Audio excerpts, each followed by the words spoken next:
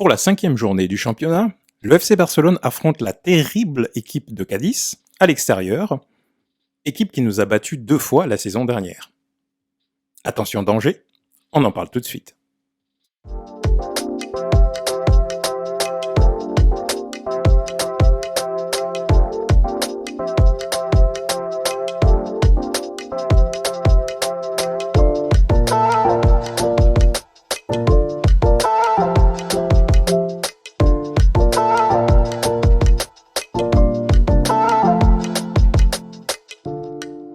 Bonjour à tous, bienvenue sur Barça Today. Aujourd'hui, nous allons faire l'avant-match de Cadiz FC Barcelone, donc match qui se déroule demain à 6h30, heure de kick-off, et pour la 5e journée du championnat. Donc l'équipe de Cadiz est une équipe qui actuellement est dernière du championnat, donc elle est classée 20e, alors que le Barça lui-même est classé second. Donc on pourrait se dire que c'est une confrontation un petit peu déséquilibrée. C'est clairement David contre Goliath. Mais lorsqu'on regarde l'historique des deux équipes, on se rend assez vite compte que Cadiz a toujours été un petit peu notre bête noire. Il n'y a eu que 4 matchs joués en tout et pour tout, sur les saisons 2020-2021 et 2021-2022. Et tenez-vous bien, le FC Barcelone n'a jamais réussi à battre Cadiz, tout simplement. Donc en 2020-2021, 2 rencontres, un nul et une défaite du Barça à Cadiz. Et à l'inverse, donc en 2021-2022, 2 rencontres également, donc match nul à Cadiz et défaite du Barça à domicile. Donc voilà, donc à chaque fois, il faut considérer que ce sont des matchs un petit peu exceptionnels où le Barça n'arrive pas à percer le verrou de Cadiz, où Cadiz a un contre et marque un but. Et ou alors ce sont des matchs où le Barça ne prend pas suffisamment au sérieux l'adversaire et aligne une équipe bis, donc un Barça B, et du coup se retrouve en train de perdre des points bêtement, que ce soit à domicile ou à l'extérieur. Compte tenu de la dynamique du Barça jusqu'alors, puisque le Barça lui est sur une dynamique de 3 victoires d'affilée en Liga, il y a eu le seul faux pas a été contre le Rayo la première journée du championnat où il y a eu un nul. On peut penser que Xavi va souhaiter conserver un petit peu cette dynamique-là et rester sur des victoires d'affilée, d'autant plus que là, on est entre 2 tours de Ligue des Champions. On vient d'affronter en Ligue des Champions l'équipe tchèque du Viktoria Pilsen, et la semaine prochaine, on affronte l'ogre bavarois, le Bayern Munich. Donc entre deux, l'idée n'est pas de perdre un match bêtement et saper le moral des joueurs. Concernant l'équipe de Cadiz, en termes de dynamique, là on est carrément l'opposé. On a une équipe qui a perdu l'ensemble des matchs qu'il a joués depuis le début de la saison. Que ce soit contre la Real Sociedad, donc 0-1, contre Osasuna, 2-0, contre l'Athletic Bilbao et contre le Celta Vigo dernièrement, donc 3-0. Donc on est dans une équipe qui est dans une dynamique clairement négative par rapport à la nôtre. Alors, pourquoi Cadiz a souvent gagné des points contre le FC Barcelone ?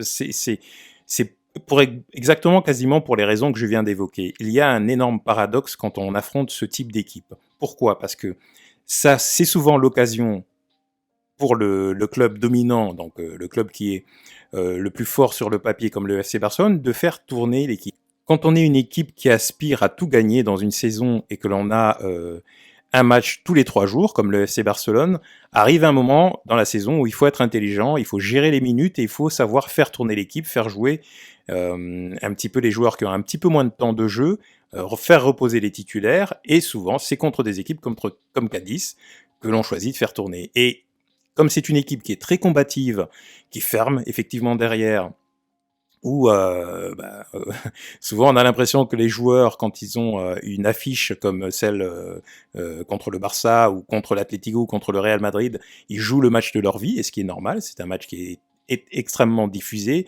c'est une occasion pour eux de se faire remarquer et de pouvoir un petit peu impressionner l'ensemble des recruteurs du monde entier.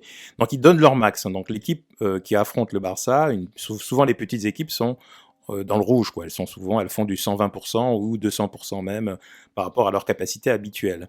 Et c'est un piège. C'est souvent un piège. C'est la raison pour laquelle j'ai mis attention danger. Comment pallier à tout cela?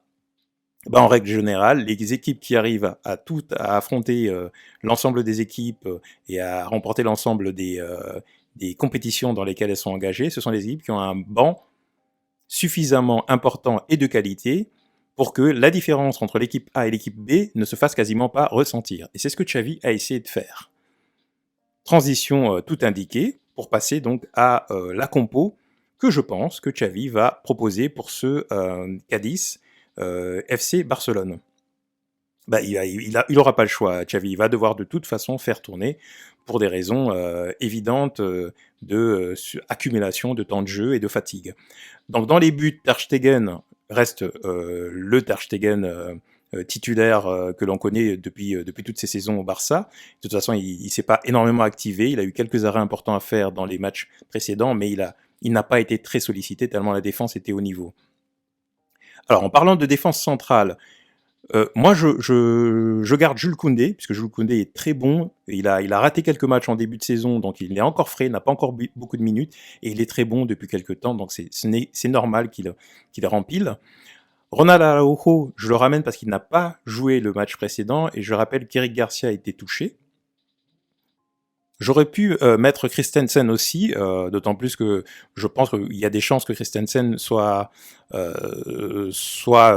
aligné lors du match contre le Bayern, parce qu'il faut un défenseur qui a une très bonne relance. Mais bon, Koundé aussi a une très bonne relance. Mais je pense qu'il va quand même aligner Araujo parce qu'il n'aura pas envie de le laisser trop longtemps en dehors des convocations. À mon avis, ce sera pas un très bon message.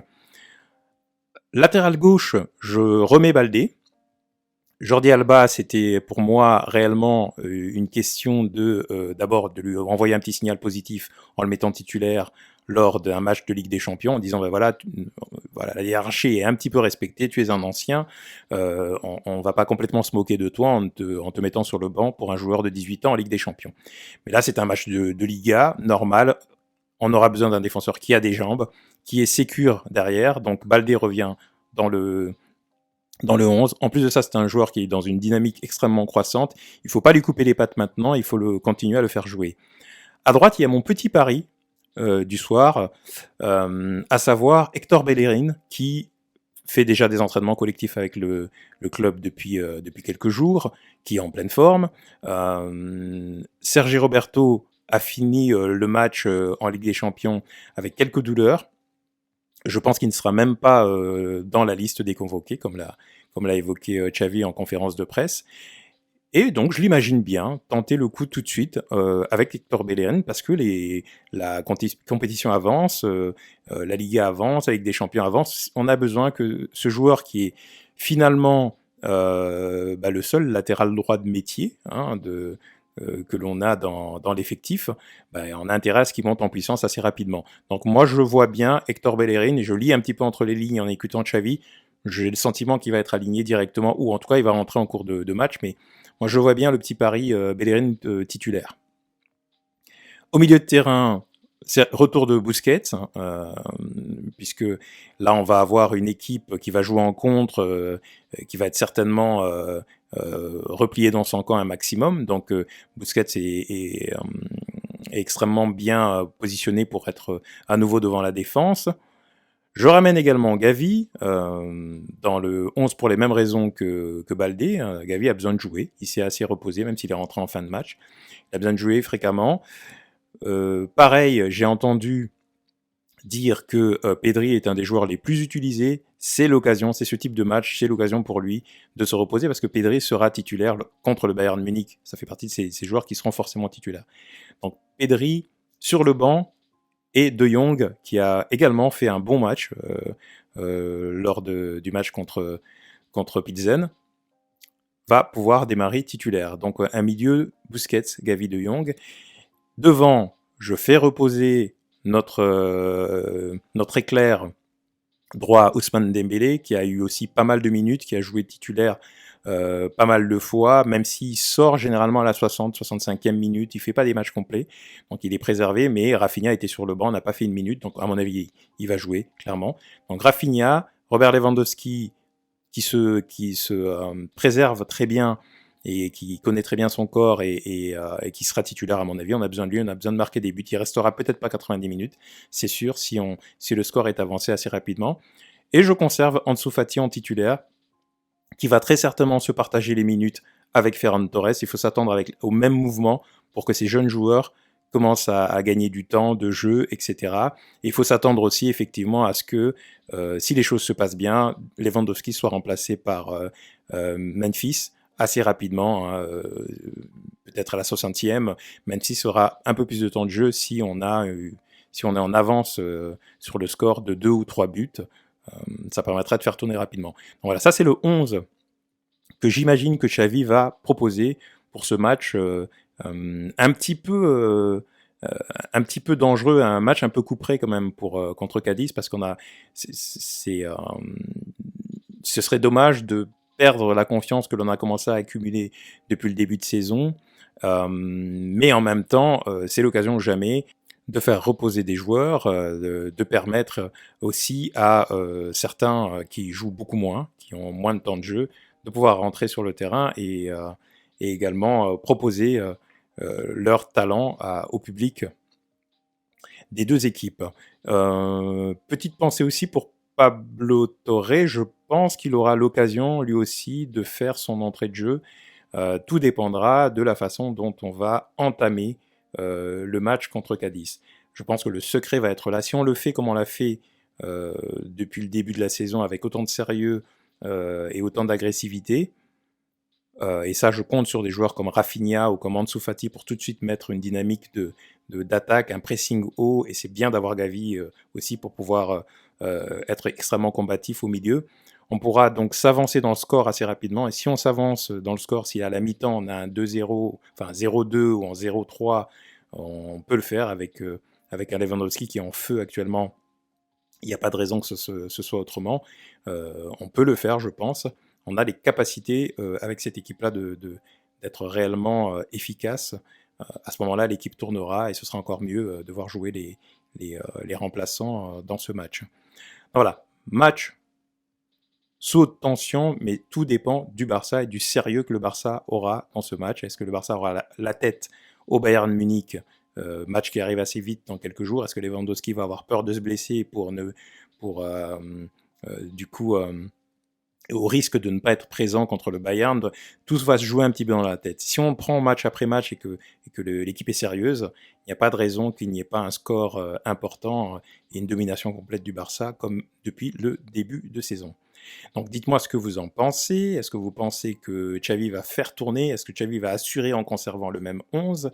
Est-ce que vous êtes un petit peu superstitieux et vous dites on n'a jamais battu cette équipe, elle va continuer à être notre bête noire? Ou est-ce que vous achetez mes prédictions, mes prévisions en se disant que bon, bah, voilà, là, on n'avait pas de banc, on faisait n'importe quoi.